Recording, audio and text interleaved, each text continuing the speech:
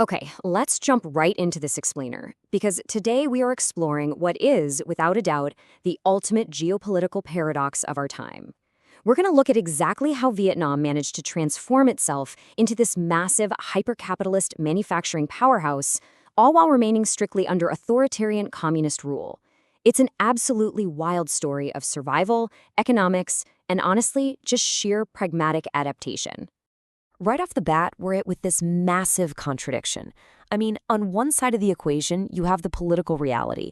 This is a nation governed by orthodox Marxism, Leninism, where the hammer and sickle are still flying proudly. But on the flip side, you have the economic reality.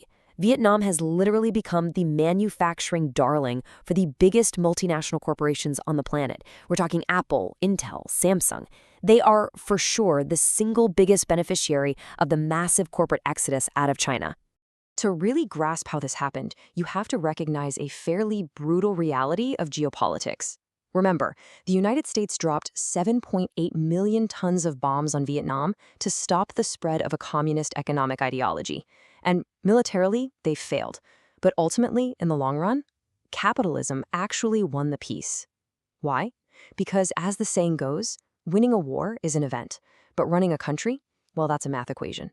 And eventually, Vietnam had to figure out the math.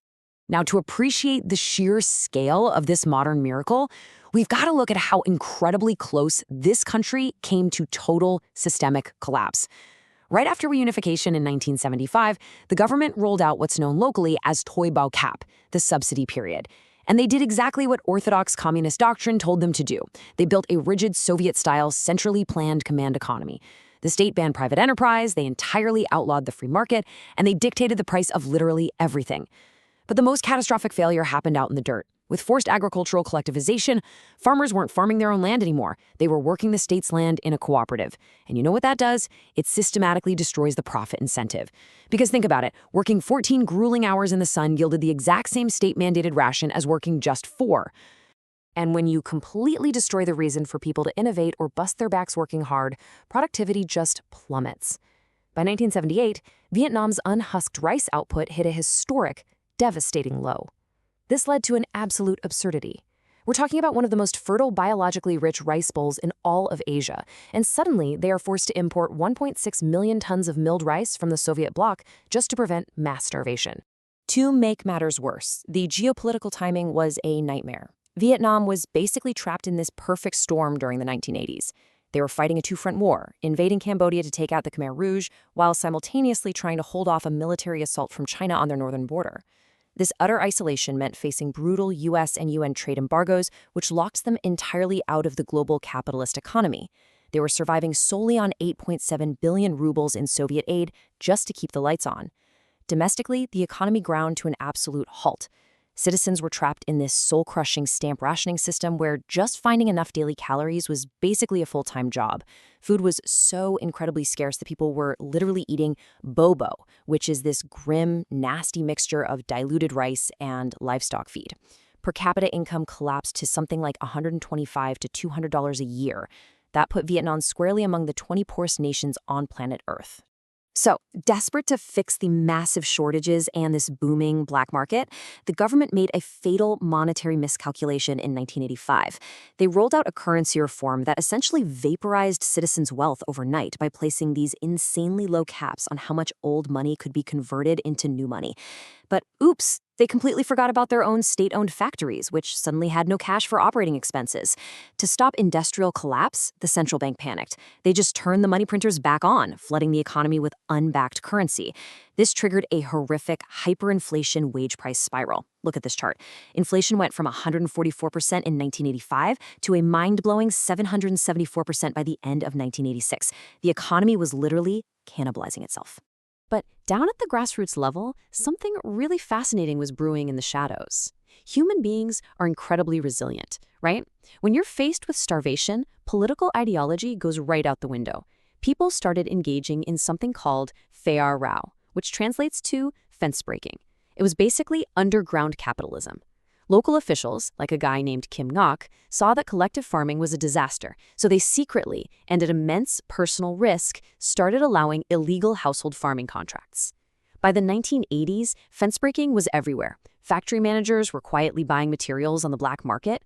Local officials let farmers sell extra grain at actual market prices. And the crazy thing? The areas that broke the rules were thriving, while the areas that followed the rules were starving. Section 1. Doi Moi, the capitalist renovation. So, by 1986, the Central Party realized a really hard truth. If they wanted to keep their grip on power, they actually had to copy the very capitalist system they'd spent 30 years fighting. Terrified of becoming economically irrelevant, especially right next door to a rising, reforming China, pragmatic leaders introduced a massive reform. They branded it a socialist-oriented market economy. In 1988, Resolution 10 officially dismantled collective farming.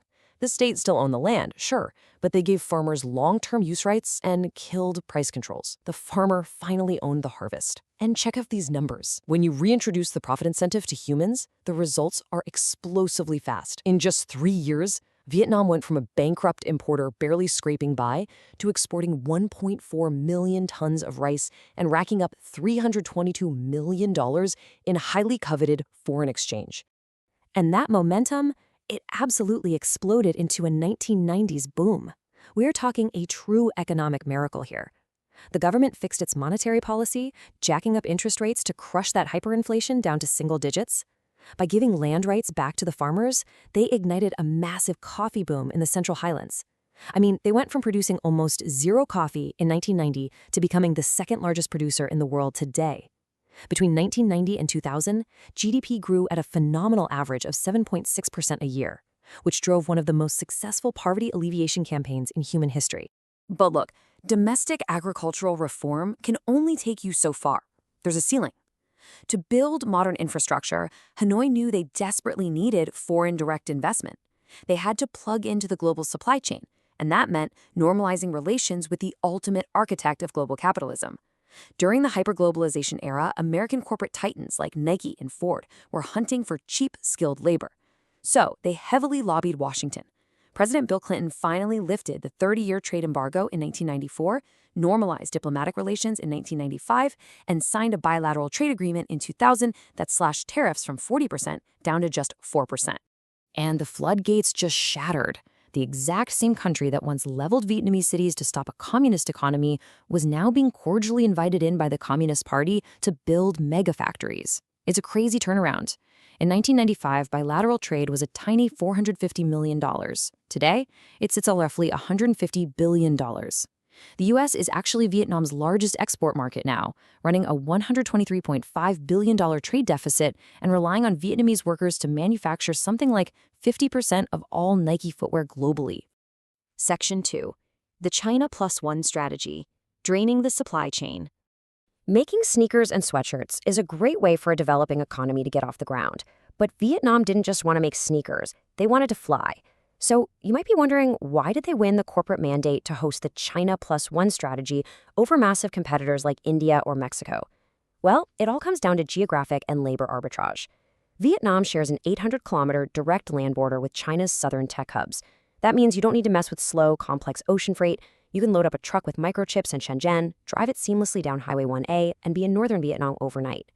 They use 5G-enabled smart border gates that process 2,500 cargo trucks a day. Combine that frictionless geography with labor costs in Hanoi sitting at roughly a 50% discount compared to China, and the corporate exodus basically became a mathematical certainty. And that geographic math was totally irresistible to massive global conglomerates. Take South Korea's Samsung, for instance. They poured $23.2 billion into the country, building the largest mobile phone factory on the planet. Their operations are so incredibly vast that by 2024, Samsung alone accounted for approximately 13% of the country's entire GDP. Just let that sink in for a second. One foreign capitalist company produces 13% of a communist nation's economic output. It's wild. Apple aggressively followed suit too. In fact, if you buy a pair of AirPods next year, there's a massive 65% chance they were manufactured right there in Vietnam. Apple expanded its supply chain footprint to 35 supplier facilities in the country by 2024. That makes Vietnam Apple's largest production hub in all of Southeast Asia. And analysts project they'll also be manufacturing 20% of all iPads there by 2025. Now, assembling earbuds is basically the sweat of the tech industry. But Vietnam has its eyes on controlling the brain of the 21st century, semiconductors. Now, they aren't trying to build those multi-billion-dollar foundries that actually print the chips. Instead, they are aggressively targeting the highly skilled, super labor-intensive back end of the global supply chain. It's known as the OSAT process. This is where they take those fragile printed silicon wafers, cut them into individual chips, wire them up, encase them, and rigorously test them. It is the exact critical choke point of the global supply chain. By fully embracing the U.S. policy of friendshoring, which basically means moving critical supply chains into friendly, stable nations, Vietnam has set itself up as the ultimate silicon firewall. Their target? Capturing 9% of global semiconductor packaging by 2030. And you know what? It's working. Intel's Ho Chi Minh City plant is already processing roughly 50% of its global packaging volume. American tech giant Amcor opened a massive $1.6 billion advanced packaging plant. And South Korea's Hana Micron has committed almost $1 billion to expand their capacity as well. However, there is a catch. You simply cannot run a 21st century microchip facility on a 20th century power grid. In 2023, extreme heat waves totally crippled their hydropower dams, which triggered massive, unannounced rolling blackouts across their northern manufacturing hubs. It was a disaster. It cost the sector an estimated $1.4 billion in lost output and led to very explicit warnings from those multinational corporations. But the government reacted with authoritarian speed. They rapidly constructed a massive 500 kilovolt transmission line in just 6 months. Honestly, a project like that would take years anywhere else, but they had to do it just to keep that foreign direct investment flowing. So how do they protect this fragile economic miracle? Hanoi employs what they brilliantly call bamboo diplomacy. It's an absolute masterclass in geopolitical hedging. Just like a bamboo tree, Vietnam has solid, unshakable roots, representing their strict independence and a defense policy of zero military alliances. But its branches? They're highly flexible. They bend whichever way the wind blows to squeeze the maximum economic benefit from all the global superpowers. They absolutely refuse to pick a side in the new Cold War. In practice, watching this play out is incredible. Just look at 2023. Vietnam upgrades the United States to a comprehensive strategic partnership to lock in American tech investment. But then, literally 3 months later, they roll out the red carpet for China's Xi Jinping to sign major rail integration deals. And a few months after that, they host Russia's Vladimir Putin to maintain their historical military lines. They are perfectly leveraging the anxiety of global superpowers, smiling at Washington, smiling at Beijing, and just quietly building more factories. Which brings us to the core lesson of this entire remarkable transformation.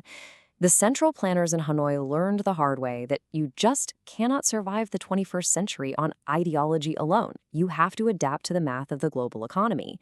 By fully integrating into the capitalist machine, they've made themselves utterly indispensable. And that leaves us with a pretty provocative thought to chew on. Can a nation truly protect its borders simply by making sure the rest of the world literally cannot afford to let its factories stop? Thanks for joining me on this explainer to explore this fascinating piece of economic history. I really hope it shifts how you view the global supply chain.